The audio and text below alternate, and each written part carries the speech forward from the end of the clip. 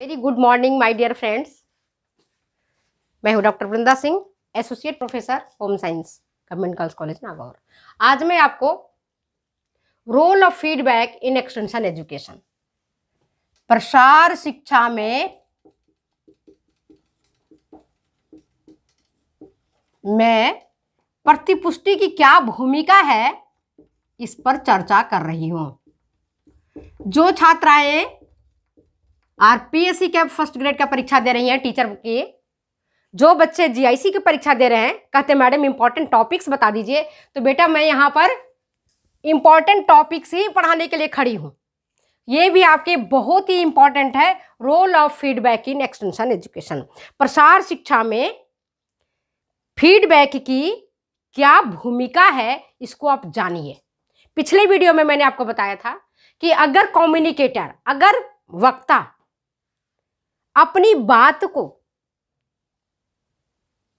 प्रभावशाली तरीके से ऑडियंस के पास नहीं रखता है, प्रस्तुत करने में विफल हो जाता है, तो उसकी प्रतिपुष्टि जो होती है उसी तरह की आती है, ठीक प्रकार से प्रतिपुष्टि नहीं आती है। इसलिए वक्ता को चाहिए कि वह अपनी बात को, जो वो ऑडियंस को समझाना चाह रहा है, वह उसका समझाने का तरीका अच्छा होना चाहिए, प्रभावशाली तरीके से होना चाहिए। तो आज ये जो है मैं आपको बहुत सरल तरीके से इसी को समझा रही हूं। पहला है जो भूमिका, वो समझ बनाम ज्ञान, समझ बनाम ज्ञान। ठीक है, अब ये देखो, हमें जब भी ऑडियंस वक्ता की बात को सुनता है तो तभी तक सुनेगा जब तक कि उसको अच्छा लगता है। जैसे लगता है कि अरे बेकार है, बोर है, फट वो बंद कर देता है, क्लास से उठ के चला जाएगा, है ना, पीछे बेंच पे बैठा रहेगा, ये कॉपी में कुछ चित्र बनाने लगेगा, या अपना होमवर्क करने लगेगा, है ना, या कुछ न कुछ करता रहेगा, या पीछे बैठ जाएगा, अपना मोबाइल लेकर टिप टिप करता रहेगा। होता है कि नहीं होता है? आप टीचर हो, आप जानते हो। आप अपने अगर बच्चे को भी बताते हो, चल बेटा होमवर्क कर लेते हैं, बैठते हैं चलो करने के लिए, ठीक है, तो जब तक आप उसको अच्छे तरीके से बताते हो, उसको समझ आता है, तब तक तो वो काम करता है। और जैसे उसको समझ नहीं आता है, वो अपना काम, आपका काम करना बंद कर देता है। भले किताब खोल के बैठा रहेगा, लेकिन उसका मन नहीं लगेगा। तो कैसा होना चाहिए? समझ बनाम ज्ञान, मतलब कि आप अपना ज्ञान को ऑडियंस के समझ के लायक बनाओ, श्रोता के समझ के लायक बनाओ। अगर आप श्रोता के समझ के लायक अपना जो है लेक्चर है, अपना जो स्पीच है, उसको प्रस्तुत नहीं कर रहे हो, तो वो आपके काम की नहीं होगी। या मान लो आप हिंदी भाषी हो, ठीक है, आप हिंदी भाषी हो और मैं आपको उड़िया में समझाऊं, या बंगला में समझाऊं, या आपको अंग्रेजी में समझाऊं, जबकि आपका तो नॉलेज ही नहीं अंग्रेजी का। आप समझोगे मेरी बात को? आप प्रतिपुष्टि दोगे? समझ ही नहीं आए तो प्रतिपुष्टि किस बात की? जब तक आप सुन करके डिकोड नहीं करोगे, पहले मैसेज को एनकोड करोगे आप, जो मैंने आपको पढ़ाया उसका आपका दिमाग ने ग्रहण किया, फिर आप डिकोड करोगे, है ना, डिकोड करोगे, और फिर जाकर के आप प्रतिपुष्टि दोगे। तो जो वक्ता है, वह वक्ता अपनी बात को इस तरह से प्रस्तुत करे, इस तरह से लोगों को समझाए कि उसकी बात समझ में आ जाए, और जब समझ में आ जाता है तो प्रतिपुष्टि अच्छी मिलती है। आजकल आप देख रहे हो एक पिक्चर में आ रहा है, कौन सी नई पिक्चर आई, कश्मीर फाइल, है ना, तो उसके ऊपर बहुत चर्चा चल रही है, आप लोग भी जानते होंगे, चर्चा चल रही है। तो जब चर्चा चलती है, तो चर्चा चलना क्या, ये फीडबैक ही तो है। कुछ लोग कहते हैं बहुत अच्छी पिक्चर है, कुछ लोग कहते हैं अरे उसको दिल्ली में बैन कर दिया गया है, कुछ लोग कहते हैं सच्चाई बता रहा है, ये कश्मीर की सच्चाई को उजागर किया है, कुछ लोग कहते हैं कि अरे जो फिल्म मेकर हैं, जो सिनेमा बनाते हैं, अपने को इतना पता नहीं बेटा, मैं पिक्चर देखती हूँ, मुझे ज़्यादा आइडिया नहीं है, तो वो क्या करते हैं, आप पिक्चर जाते हो, आप पिक्चर में देख करके आते हो, तो कुछ बातें आपके दिमाग में बहुत गहरी बैठ जाती हैं, आपको इतना अच्छा लगता है कि उस गाने को बार बार गुनगुनाने लगते हो। नहीं, एक एग्जाम्पल के माध्यम से मैं आपको बता रही हूँ। मैं छोटी थी, है ना, समझ बनाम ज्ञान के बारे में एक छोटा सा बता रही हूँ। मैं बहुत छोटी भी नहीं थी, कहो कि 11th-12th में पढ़ रही थी, 12th में होंगी या फर्स्ट ईयर था ऐसे BSc। तो जब पढ़ रही थी मैं वहाँ, तो मैंने क्या देखा, एक पिक्चर आया हुआ था, प्यार कभी झुकता नहीं, उस पिक्चर का नाम है। मैंने अब तक अपनी ज़िंदगी में 10 से 15 ज़्यादा पिक्चर देखी नहीं है, हॉल से लेकर के आपके मोबाइल तक में, लैपटॉप तक में। मैं ज़्यादा देखती नहीं, मुझे ज़्यादा पसंद तो नहीं कहेंगे, मैं बहुत ज़्यादा उसमें घुस जाती हूँ या इमोशनल हूँ, तो कैरेक्टर्स में क्या कौन क्या किया वो मुझे झकझोरता है, माइंड को बहुत ज़्यादा झकझोरता है। तो मैं कम पिक्चर देखती हूँ, नहीं के बराबर देखती हूँ। साल में एक आध पिक्चर देखा तो देखा, नहीं तो नहीं देखा, मैं देखती कम हूँ। तो इसलिए पिक्चर के बारे में ज़्यादा मुझे नॉलेज नहीं है। तो उस पिक्चर में मैं अपनी, हाँ मैं बता रही थी क्या कि उस पिक्चर मैंने क्या देखा कि एक बच्चा है, जो बच्चा, वही प्रेम कहानी होती है, गरीब घर का लड़का है, अमीर घर की लड़की है, और दोनों में प्यार हो जाता है। मदर फादर उसको कहते हैं लड़की वाले का कि भाई से शादी मत करो, ये तो गरीब है ना, और वही होता है, शादी लड़की ज़बरदस्ती में कर लेती है। बाद में उसकी जो आदतें होती हैं उस तरह की होती हैं अयासी वाली, वो उसके भाई हस्बैंड नहीं जुटा पाता है, फिर दोनों में इस तरह से कुछ होती हैं कहानियाँ। तो प्यार झुकता नहीं में एक जो छोटा बच्चा है वो ये कह रहा है ना, बहुत लंबी है, अनावश्यक बात बढ़ जाएगी, तो मैं नहीं चाहती हूँ अनावश्यक बात बढ़ाना। मैंने ये देखा आगे चल करके कि वो बच्चा कहता है कि बच्चा मैं ये नहीं है, बच्चा तो मैं हूँ, बच्चा तो मैं हूँ। और उस पिक्चर को देखने के बाद मेरे दिमाग में ऐसी छप गई। मैंने कब देखी थी, बहुत छोटी देखी थी, छोटी अवस्था में देखी थी, और आज तक वो छपा हुआ है। और जब मैं किताब पढ़ने बैठती थी तो मुझे वही बच्चा, वही उसके पिताजी, वही लड़की, किताबों में अक्षर नहीं दिखता था कि क्या लिखा हुआ उसमें, वही चीजें दिखती थी। मतलब ऐसा अमिट छाप उस पिक्चर ने छोड़ा। इसी तरह से बहुत पहले मैंने एक पिक्चर देखा था, जय संतोषी माता, तब मैं 11th में थी, और वह भी मुझे बहुत गहरी छाप छोड़ गया।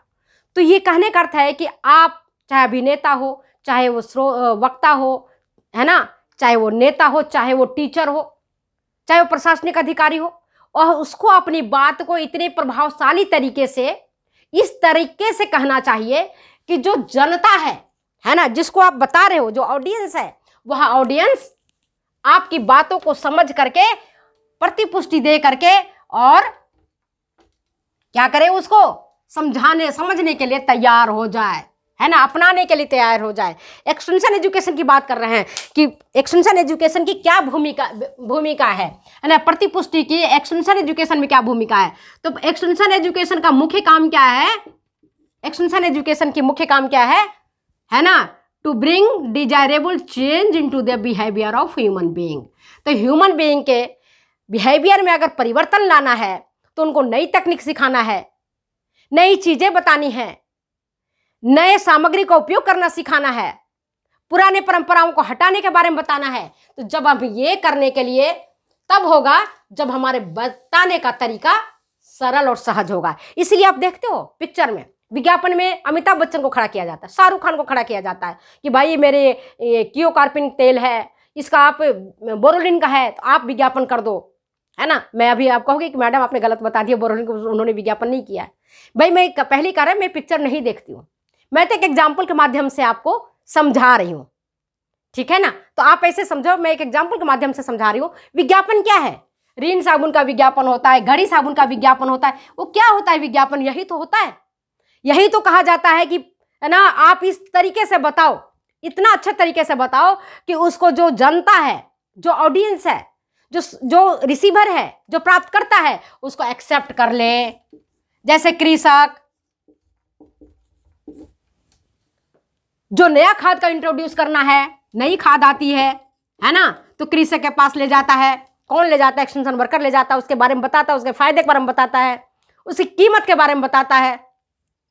और फिर कृषक जो है, 1 2 4 कृषक अगर इसको उपयोग में ले लेता है, 1 बार 2 बार 4 बार, तो फिर दूसरे कृषक भी लेते हैं। इस तरह से प्रतिपुष्टि आगे से आगे बढ़ती है, ठीक है।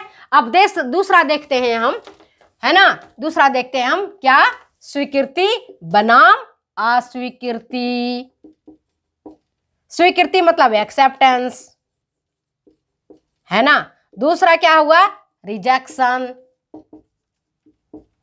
रिजेक्शन तो जो चीज आपको पसंद आता है उसको आप स्वीकृति दे देते हो, जो चीज पसंद नहीं आता है उसको आप अस्वीकृति दे देते हो, अस्वीकृति कर देते हो। जैसे एक एग्जाम्पल मैं बता रही हूं बाल विवाह के माध्यम से। पहले जमाने में बाल विवाह होता था कम उम्र में, 11, 12, 13 साल की उम्र में ब्याह हो जाता था लड़कियों का, और फिर 16 साल में 17 साल में तो माँ भी बन जाती थी। ठीक है, देखा क्या, आंखों के सामने अपन देखें। बाद में क्या हुआ, इसको लगा कि नहीं ये तो सामाजिक एक प्रकार की कुरीति है, इसको हटाना चाहिए, और फिर बाल विवाह के चक्कर में लड़कियों को पढ़ाते भी नहीं थे। अक्षर ज्ञान ज़्यादा से ज़्यादा हो गया, 4वीं 5वीं, जैसे आपकी मदर है, मेरी मदर है ना, मेरी नानी है, शायद 5वीं पास भी नहीं होंगे, है ना, 5वीं पास भी नहीं होंगे, अखबार पढ़ने भी नहीं आता होगा, पढ़ाई नहीं जाता था, बेचारी करती भी क्या, स्कूल की और जाने का इजाज़त नहीं मिलता था, जल्दी शादी हो जाती थी 5वीं 7वीं। और आज हम सब देखते हैं, हम सब ग्रेजुएट हैं, सब अपनी नौकरी की तलाश में जा रहे हैं। तो क्या हुआ, बाल विवाह को अस्वीकृति मिली कि नहीं भाई ये अच्छी बात नहीं है, लड़के और लड़की तो समान हैं, लड़कियों को भी पढ़ाइए। पहले कहते थे, पहले जो महिलाएं थी उनका सोच था लड़की तो पराया धन है, क्यों इसको पढ़ाओ, अरे इनसे घर का काम करवा लो, बेटा तो हमारा सोना है, हीरा है, घी का लड्डू टेढ़ा भला, कहते थे ना, घी की लड्डू टेढ़ा भी है तो भाई बेटा हुआ, बेटा हुआ तो भैया बतासे बांटे जाते हैं, मिठाइयाँ बांटी जाती हैं, है ना, होता है कि नहीं होता है, ढोल नगाड़े बजते हैं। अब बेटी होती तो क्या होता है, आंखों से आंसू बहता है, अरे बेटी हो गई, पहली बेटी हो गई, 3 बेटियां हो गई, 5 बेटियां हो गई। अब क्या हुआ, बेटी होना स्वीकृति हो गया कि हमारे एक बेटी भी है तो बेटी है, बेटों से कम नहीं है।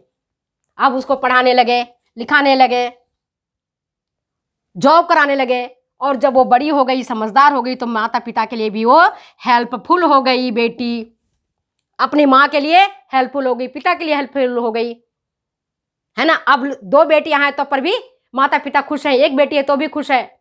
अब ऐसा नहीं, लाइन नहीं लग रहा कि 5-7 बेटियां हो गई, 10 बेटी हो गई और 1 बेटा ही नहीं हुआ बेटे के चाह में, क्योंकि हमने इसको स्वीकार कर लिया कि बेटी होना कोई गलत नहीं है। अब बेटी भी हमारे बेटों से कम नहीं है, बेटी भी हमारा नाम रोशन कर सकती है, समझ गए। तो ये हमारा फीडबैक हुआ, कालांतर में टाइम लगा लेकिन हुआ फीडबैक। आज हम सब अपने बच्चों को पढ़ाते हैं, अंग्रेजी स्कूलों में पढ़ाते हैं, प्राइवेट स्कूलों में पढ़ाते हैं, सुविधाएं भी देते हैं, कोचिंग भी कराते हैं। आप देखो कोटा में कितने बच्चे जाते हैं पढ़ने के लिए, जाते हैं ना, माता पिता दे ही रहे उसको सुविधा कि तुम डॉक्टर बनो। माता पिता कोटा में जाते हैं, बच्चों को भेजते हैं, बेटा को भेजते हैं, बेटी को भी भेजते हैं, तो जाओ इंजीनियरिंग की कोचिंग करो और इंजीनियर बनो, तुम मैनेजर बनो। उनके लिए उनकी सुविधाएं देते हैं, किताब कॉपियां देते हैं।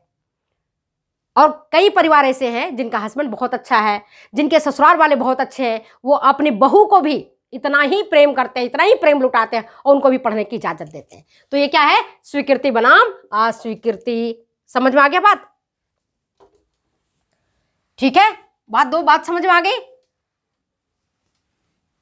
कि एक्सटेंशन एजुकेशन में प्रतिपुष्टि की क्या भूमिका है, प्रतिपुष्टि की भूमिका है क्या है। तो आप ये देखो, ह्यूमन रिसोर्सेज में हम जब अभी मैंने बात किया बाल विवाह की, तो लड़कियां भी हैं, हमारा जो देश की आधी आबादी क्या है, महिला। महिला होगी निरक्षर, महिला होगी कमजोर, महिला होगी कम बुद्धिमान। तो आप जितना चाहते हो कि देश का विकास हो, उतना विकास नहीं हो पाएगा। हो पाएगा बताओ आप, अगर हो जाएगा तो बता दो कि नहीं मैडम देश का विकास तो होगा, महिलाओं को हम छोड़ देंगे तभी विकास होगा। ऐसा होता नहीं है, है ना, विकास ऐसा नहीं होगा। तो हमें क्या करना पड़ेगा, महिलाओं को भी हमें साक्षर बनाना पड़ेगा, महिलाओं को भी हमें सशक्त करना पड़ेगा, महिलाओं को भी हमें सशक्त करना पड़ेगा। अब इसके लिए आप आज देखो महिलाएं सशक्त हैं, आज स्कूल खोले जा रहे हैं, गर्ल्स कॉलेज खोले जा रहे हैं लड़कियों को शिक्षा देने के लिए, है ना। हमारे प्रधानमंत्री जागरूक हैं निःशुल्क शिक्षा दिलाने के लिए। कई जगहों में आरक्षण दिया जा रहा है लड़कियों का कि नहीं भाई लड़कियां हमारे आए पढ़ने के लिए, आगे बढ़े। क्यों, हमें किसको बनाना है, देश को सशक्त। देश कैसे सशक्त बनेगा? जब हमारे जो लड़कियां हैं और लड़के हैं दोनों में भेदभाव कम होगा। लड़कों को भी उतना ही चांस दिया जाएगा जितना लड़कियों को दिया जाता है, मतलब जितना लड़कों को जितना दिया जाता है उतना लड़कियों को दिया जाना चाहिए।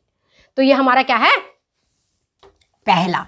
नेक्स्ट हम देखते हैं दूसरा, प्रतिपुष्टि में भूमिका है क्या? याद रखना और भूलना। याद रखना और भूलना। याद रखना भूलना मतलब क्या हुआ कि जो चीज हम नई चीजें बताते हैं वो आप कुछ समय के लिए याद करते हो। ये मैंने बड़ी डिटेल्स में बताया था कि अगर हम मौखिक रूप से कोई बात को सुनते हैं तो हम 10% से ज्यादा याद ही नहीं कर पाते हैं। 10-20 दिन में हम ये भी भूल जाते हैं नहीं। लेकिन हमें क्या है, प्रतिपुष्टि किसकी है कि 10% हमें भूलना नहीं है, हमें याद रखना है। क्या करना है? हमें याद रखना है। तो याद, अगर माने कोई नई टेक्नोलॉजी आई है ना, नई टेक्नोलॉजी जैसे अभी लैपटॉप नया आया या आपके नई नई चीजें आ गई, आपको 2 बार कोई समझा दिया, 3 बार समझा दिया, 4 बार समझा दिया है ना, 5 बार समझा दिया, समझाने के बाद भी अगर वो चीजें उपलब्ध नहीं हुई आपके समक्ष तो आप धीरे धीरे उसको भूल जाओगे, धीरे धीरे आपको भूल जाओगे। जैसे एग्जाम्पल से बता रही हूं, एक्सटेंशन एजुकेशन में एक्सटेंशन वर्कर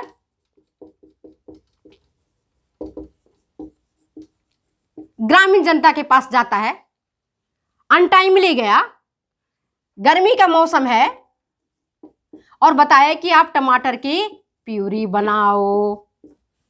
जब टमाटर 100 रुपए किलो है, 50 रुपए किलो है, तो ग्रामीण जनता क्या टमाटर की प्यूरी गर्मी में बना के रखेगी? आप सोचो, रखेगी? 100 रुपए किलो टमाटर कौन लाएगा? आर्थिक स्थिति तो उतनी मजबूत है नहीं कि टमाटर की प्यूरी बना के रखा जाए। वो सोचेंगे नहीं टमाटर लूं सीधे सब्जी में डालूं, प्यूरी क्या बना के रखूं। तो क्या है? याद रखना और भूलना। इसका अर्थ यही हुआ कि कम कीमत पर आप चीजों को उपलब्ध करवा दीजिए, भूलने से बचने के लिए ग्रामीण जनता को, तब फीडबैक आपको अच्छा मिलेगा। जैसे अभी सर्दी का मौसम है ना, अभी टमाटर 10 रुपए किलो है, उस समय आप टमाटर का प्यूरी बनाना सिखा दो, देखना सभी लोग सीख जाएंगे। और अगर नहीं उपलब्ध करवाते हो तो लोग भूल जाएंगे। कैसे होगा? लोग भूल जाएंगे। नहीं भूलेंगे? बताओ आप भूलेंगे या नहीं भूलेंगे? भूल जाएंगे ना। जैसे मान लो कि मैंने आपको एक पेटीकोट बनाना सिखाया, ठीक है, अभी मैंने आपको काट के पेटीकोट बनाना सिखा दिया। किस तरह से आप बहुत इजी, यहाँ 5 करो, यहाँ 5 करो, इस लाइन को मिला दो, है ना, तो आपकी 6 कली वाली पेटीकोट बन गई। यहाँ से इसको, है ना, यहाँ इसको और ये इसको थोड़ा सा आपको यहाँ इस तरह से कर दो, ठीक है, ये आपकी बेल्ट निकल गई। मैंने आपको यहाँ बता दिया।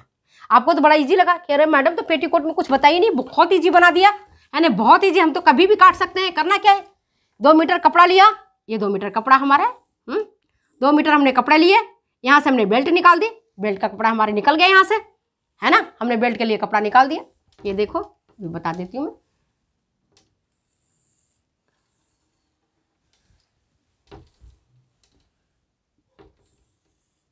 दो मीटर हमने कपड़ा लिया, 5 इंच मैंने यहाँ के चिन्ह लगा दी, 5 इंच हमने यहाँ के चिन्ह लगा दी और इसको हमने मिला दिया, ठीक है, इस लाइन से इस लाइन को मिला दिया।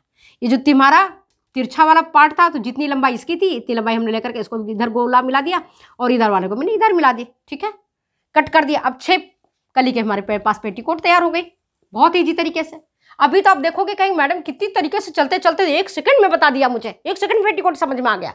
अब 2 मीटर कपड़ा मैं अभी लेती हूँ, ऊपर का बेल्ट निकाल लेती हूँ और 5 इंच तो मैडम बताइए, 5 इंच इस साइड से और 5 इंच अपोजिट साइड से ले लो और कट कर दो।